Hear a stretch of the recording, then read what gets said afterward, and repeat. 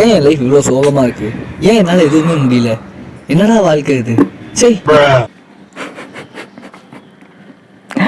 அவ்வளோ சீரியஸான டாபிக்லாம் அது கிடையாது. இது ஜஸ்ட் ஒரு ஜேர்னலிங் பற்றின ஒரு டாபிக் தான். ஏன்னா நிறைய பேர் பார்க்கும்போது அந்த கமெண்ட்ஸ் எல்லாம் இருக்கும், இந்த மாதிரி ஜேர்னலிங் பற்றி போடுங்கன்னு. சரி, நம்ம ஜேர்னலிங் பற்றி போடுவோமே. நம்ம ஜேர்னலிங் பண்ணோம்னா நம்ம புரிஞ்சிக்க வேண்டியது, இந்த எழுதுறதுலாம் ஒன்றும் அவ்வளோ கஷ்டம்லாம் இல்லைன்பா, ரொம்ப ரொம்ப ஈஸியான விஷயம் தான். நம்ம தான் என்ன பண்ணுறோம், எழுதுறது வச்சுச்சோ அதுக்கெல்லாம் எனக்கு டைமே இல்லைங்கிறோம். நமக்கு நிறையா டைம் இருக்குது. ஓகே, ஸோ ஜேர்னலிங் பண்ணுறோம் அப்படின்னாலே நம்ம ஃபர்ஸ்ட் புரிஞ்சிக்க வேண்டிய விஷயம், நமக்கு எழுதுறதுக்கு நிறையா டைமிங் இருக்குது. நம்ம தான் அதுக்கு ஸ்பேஸ் கொடுக்க மாட்டோம், ஐ மீன் டைம் ஒதுக்க மாட்டோம் அப்படிங்கிறது.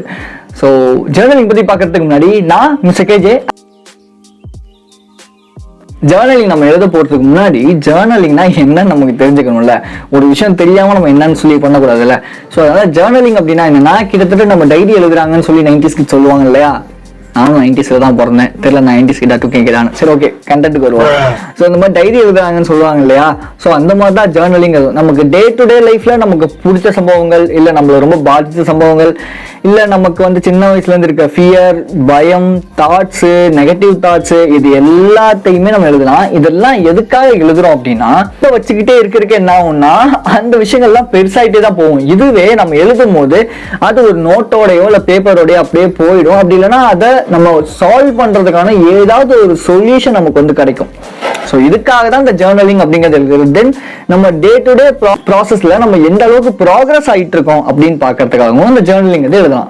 ஜேர்னலிங் பண்றதுக்கு எனக்கு என்னென்ன மெஷர்மெண்ட்ஸ் இருக்கணும், என்னென்ன வேணும் அப்படின்னா, ஒரு காஸ்ட்லியான ஒரு பென், காஸ்ட்லியான நோட், அதெல்லாம் இல்லை, ஒரு நார்மல் நோட் வந்து இதே மாதிரி நார்மலான ஒரு நோட்டு இந்த சைஸ்ல இருந்தா போதும். ஏன்னா இந்த சைஸ்ல இருக்கிற நோட்டை தான் நம்ம எங்க வேணாலும் எடுத்துட்டு போக முடியும். நமக்கு எந்த டாட்டுனாலும் டக்குன்னு உட்காந்து எழுத முடியும்.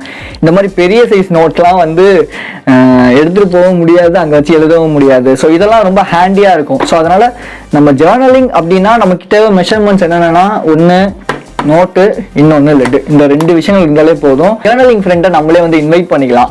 ஸோ இந்த ஜேர்னலிங்கிறது வந்து ஃப்ரெண்ட் அப்படின்னு ஏன் சொன்னேன் அப்படின்னா, நம்ம ஃப்ரெண்ட்ஸ்ட்டு கூட சில விஷயம் நம்ம வந்து மறப்போம். நமக்குள்ள மட்டும்தான் அந்த சீக்ரெட்ஸ் இருக்கும். ஆனால் அந்த சீக்ரெட்ஸை நம்ம கொஞ்சம் வெளியே ஷேர் பண்ணும்போது தான் நம்ம மனசு பாரம் வந்து கொஞ்சம் இறங்கும். அப்போ இந்த நோட்டும் லெட்டும் தான் அப்போ அதுக்கு ரொம்ப யூஸ்ஃபுல்லாக இருக்க போகுது. ஸோ நோட்டில் அந்த ரொம்ப சொல்ல முடியாத ஒரு டார்க் சீக்ரெட், டார்க் பாஸ்ட் இருக்கும்ல, அதை நம்ம எழுதிட்டு நீங்க பாருங்களேன், ஒரு மனசே அப்படியே ஏதோ ஒன்று ரிலாக்ஸ் ஆன மாதிரி, ரொம்ப பெரிய ஒரு பாரமே அப்படியே இறங்கின மாதிரி இருக்கும். ஸோ அதனாலதான் இந்த ஜேர்னலிங்கிறது நான் வந்து எழுத ரெக்கமெண்ட் பண்ணுவேன். ஸோ ஓகே, இப்போ வந்து தெரிஞ்சல உங்களுக்கு நோட் அண்ட் லெட் இருந்தால் போதும், நம்ம ஜேர்னலிங் அதை நம்ம வந்து ஸ்டார்ட் பண்ணிடலாம்.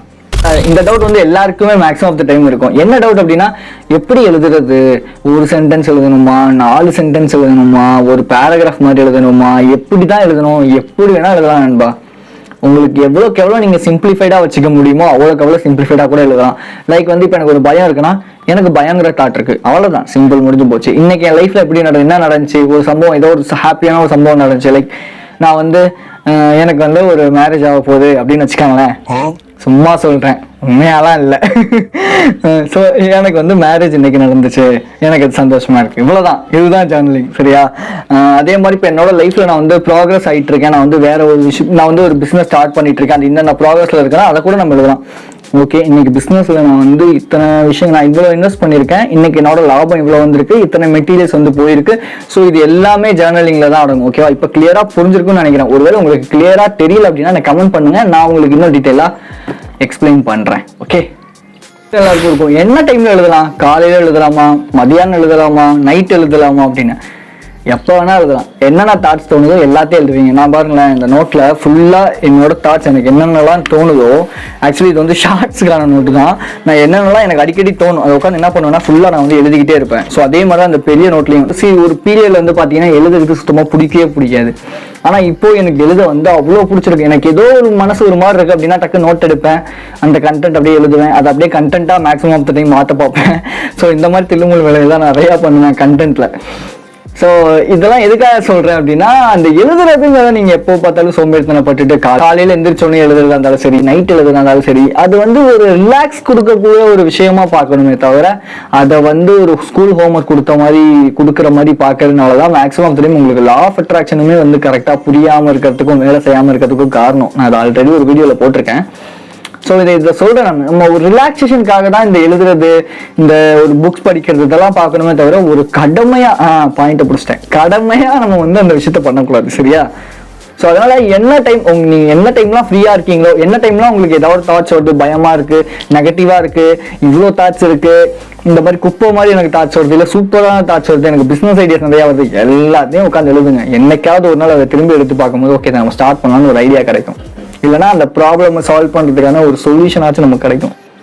தம்பி எவ்வளவு நேரம்பா எழுதுறது, நீ பாட்டுக்கு எழுதுனா நான் எவ்வளவு நேரம் எழுதுறேன், எவ்வளவு நேரம் வேணாலும் எழுதலாம். ஏன்னா அதை 5 minutes அதை பத்தி டிஸ்கிரைப் பண்றதுக்கான ஒரு டைம் வச்சுக்கிட்டு, ஆனா 3 minutesலயே அந்த இதை முடிக்க பாருங்க. ஏன்னா 3 minutesல முடிக்கும் போது அடுத்த நாள் நம்ம பண்ணணும் அப்படிங்கிறதுக்கான ஒரு எந்தூசியாசம் வந்து அந்த இடத்துல கிரியேட் ஆகும். ஓகே இதை திரும்பியும் பண்ணணும் அப்படின்னு. நீங்க 5 நிமிஷமும் உட்காந்து எழுதுனீங்கன்னா அடுத்த 5 நிமிஷம் ஒருவேளை இன்னொரு தாட் வந்து வருது, அடுத்த 5 நிமிஷம் எழுதுறதுவே தோணாது, போடா அப்படின்ட்டு போயிடும். ஸோ அதனால ஒரு 5 நிமிஷம் டைம் வைக்கிறீங்க அப்படின்னா மேக்ஸிமம் ஆஃப் த டைம் ஒரு 3 நிமிஷத்துக்குள்ள அதை முடிச்சுட்டு டைமர் வந்து ஆஃப் பண்ணிடுங்க. அப்போதான் அடுத்த நாள் அது பண்ணுங்கிற எந்தூசியாசம் வந்து உங்களுக்கு வந்து கிடைக்கும். இதனால நீ மெடிடேஷன் வீடியோலேயே சொல்லிப்பேன் நினைக்கிறேன். கிட்டத்தட்ட மெடிடேஷனுமே இதே மாதிரி தான். நீங்க வந்து ஒரு 5 நிமிஷம் வந்து பண்ணணும் ஒரு நாளைக்கு நினைக்கிறீங்கன்னா ஒரு 3 நிமிஷத்துலயே முடிச்சிருங்க. மீதி 2 நிமிஷத்தை அடுத்த நாள் கடனா வச்சுக்கோங்க. ஸோ அப்போதான் ஒரு எந்தூசியாசம் கிடைக்கும். எந்தூசியாசம் அப்படின்னா ஒரு ஆர்வம், ஒரு தூண்டுதல் இந்த மாதிரி இருக்கும்னு வச்சுக்கோங்களேன். ஸோ ஐ ஹோப் இந்த வீடியோ ரொம்ப யூஸ்ஃபுல்லாக இருந்திருக்கும்னு நினைக்கிறேன். சின்ன வீடியோவாக இருந்தாலும் கண்டிப்பாக இது ஏதோ ஒரு வேல்யூ கிரியேட் பண்ணியிருக்கோம். ஸோ ஜேர்னலிங் பண்ணுங்க. ஜேர்னலிங் பண்ணுறதுனால உங்கள் லைஃப் கண்டிப்பாக ப்ராக்ரஸ் ஆகும். என் லைஃப் ப்ராக்ரஸ் ஆகிட்டு இருக்கு, நான் கண்ணால் பார்த்துட்டு இருக்கேன். இது வந்து பணம் ரீதியாக மட்டும்தான் அப்படின்னு நீங்கள் நினைக்கக்கூடாது. நம்ம லைஃப் ஸ்டைல்லேருந்து, நம்ம பேசுறது, பழகுறது, நம்ம கிட்ட இருக்க நெகட்டிவ் தாட்ஸ்லேருந்து எல்லாத்துக்குமே நம்ம வந்து ஒரு ஸ்டெப்ஸ் எடுத்து முன்னுக்கு போகிறது பேர் தான் பர்சனல் டெவலப்மெண்ட். ஸோ பர்சனல் டெவலப்மெண்ட்ல இந்த ஜேர்னலிங்கிறது எனக்கு ரொம்ப ரொம்ப ரொம்ப யூஸ்ஃபுல்லாக இருக்குது. கண்டிப்பாக இது உங்களுக்கும் ரொம்ப யூஸ்ஃபுல்லாக இருக்கும். ஸோ கண்டிப்பாக ட்ரை பண்ணுங்க. நான் எப்பவுமே இதை சொல்ல மாட்டேன், பட் எல்லாரும் சொல்றேன், கண்டிப்பாக ட்ரை பண்ணுங்க. சரியா? Be strong and stay positive. This is KJ. Next எபிசோட்ல பார்ப்போம்.